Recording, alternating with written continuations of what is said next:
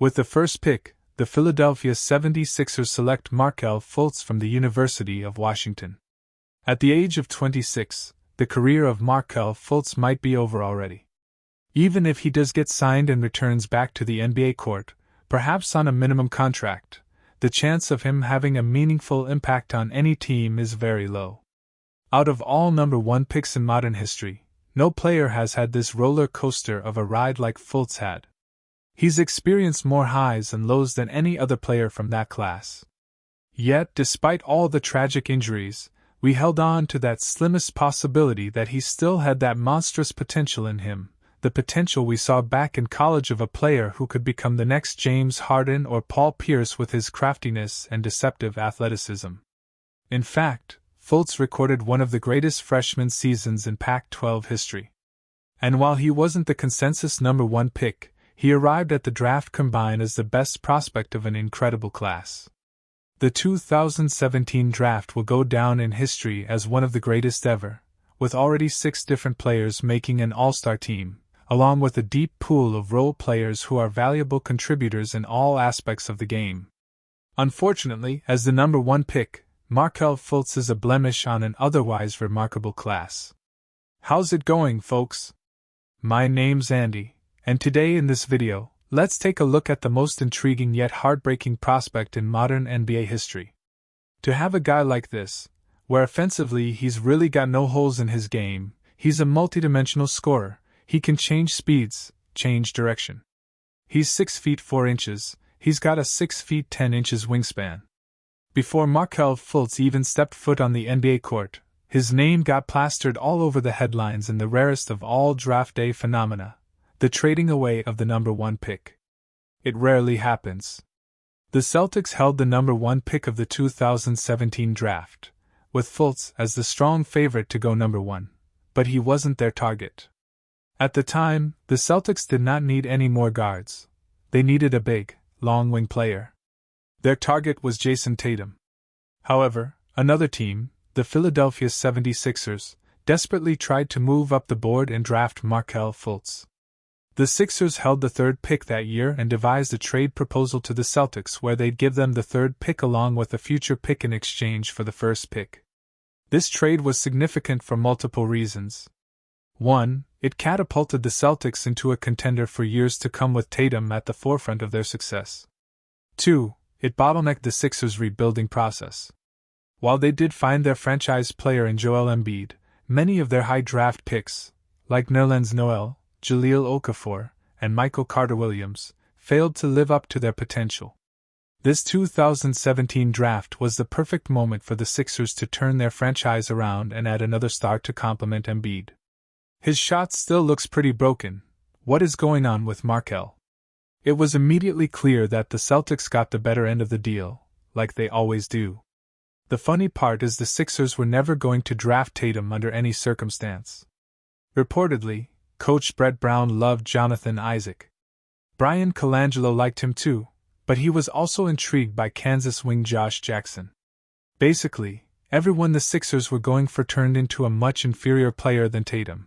So whatever decision they made, it wouldn't have worked out too well anyway. Fultz missed the majority of his first 2 years with what the organization described as a muscular imbalance in his shoulder. For several seasons, his injury was shrouded in mystery because it seemed like he forgot how to shoot a basketball overnight. The once invigorating point guard who captured the attention of fans across the nation lost everything and became a generational laughingstock. But what really happened with his injury? Initially, the doctor's diagnosis came up with nothing. The MRI didn't reveal anything broken or strained in his shoulder. The Sixers had no clue what caused him to completely lose his shooting touch, but they had to report something to notify the fans on why he couldn't play. So, the team called it the yips. Basically, people thought Fultz was too nervous to play under the bright lights and that he had anxiety. It led to critics claiming there was something psychological or mentally wrong with him, as opposed to physical. Of course, you can tell this whole period affected his well-being as Fultz fell deeper and deeper into his own insecurity. Even with all the hours upon hours of work put in, he still couldn't rediscover his shooting stroke because the feeling wasn't right. He described it as, quote, When I would try to shoot, it almost felt like I had a too small suit jacket on, so I would go up, and it felt like somebody was almost holding my arm there.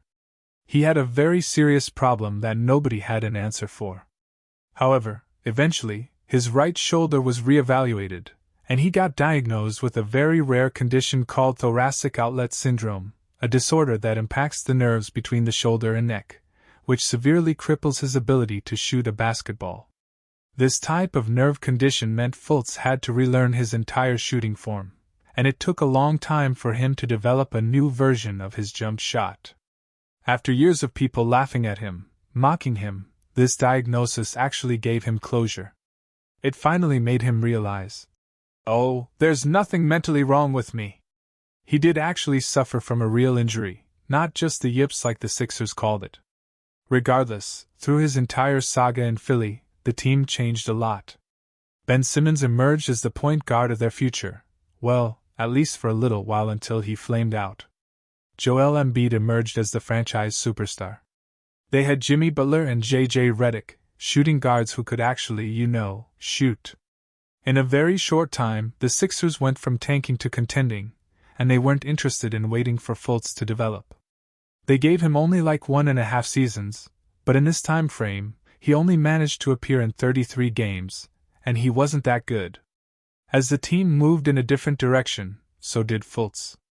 On February 7, 2019, the Sixers traded him to the Orlando Magic, a brand new start for a player who desperately needed a change of scenery. And what better way than going to a team like the Magic, who weren't rushing to compete, and frankly, nobody pays attention to them. They were slowly taking their time, methodically rebuilding their team and developing their youth. Theoretically, it should have been the perfect environment for Markelle Fultz to improve without the burden of expectations back in Philly. No longer feeling the pressure of competing right away, Fultz developed every aspect of his game in Orlando. He played 72 of the total 73 games in the COVID-shortened season, an accomplishment that nobody thought he'd ever be able to do. After all he's been through, everything about his first year in Orlando was a success.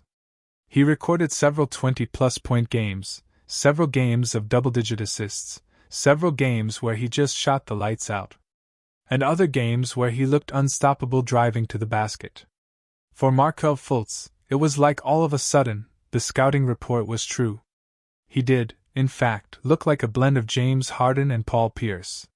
His athleticism was deceiving, and his cunning change of pace made it hard for defenders to anticipate his next move.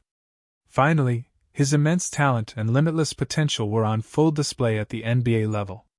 For a short time, his career was finally on the upswing, as he averaged career highs in minutes, points, and assists.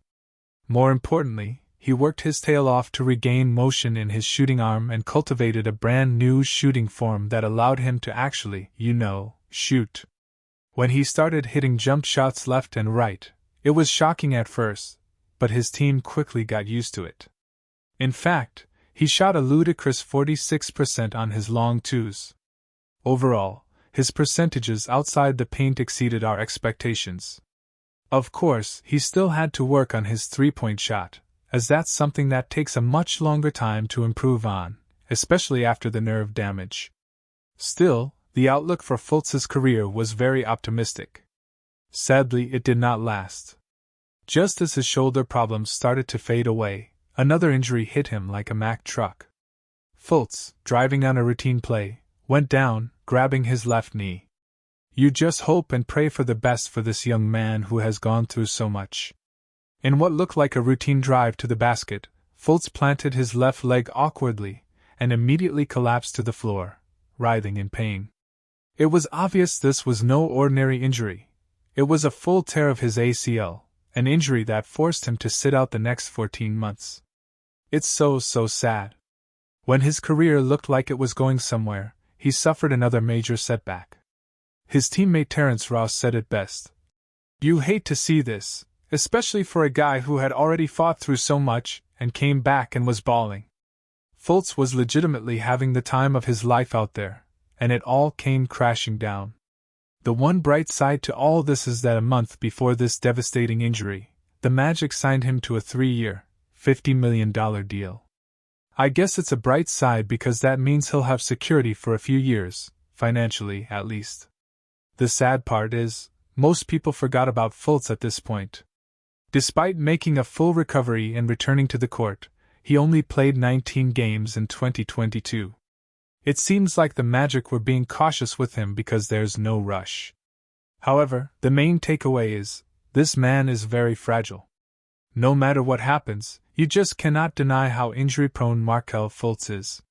For many of his fans, it was a joyous moment when he finally came back. Still, it's hard to deny that his career might be nearing the end, just as his peak was about to happen. Injuries have plagued him his entire career, and his injuries are severe enough to prevent him from being the player he once was.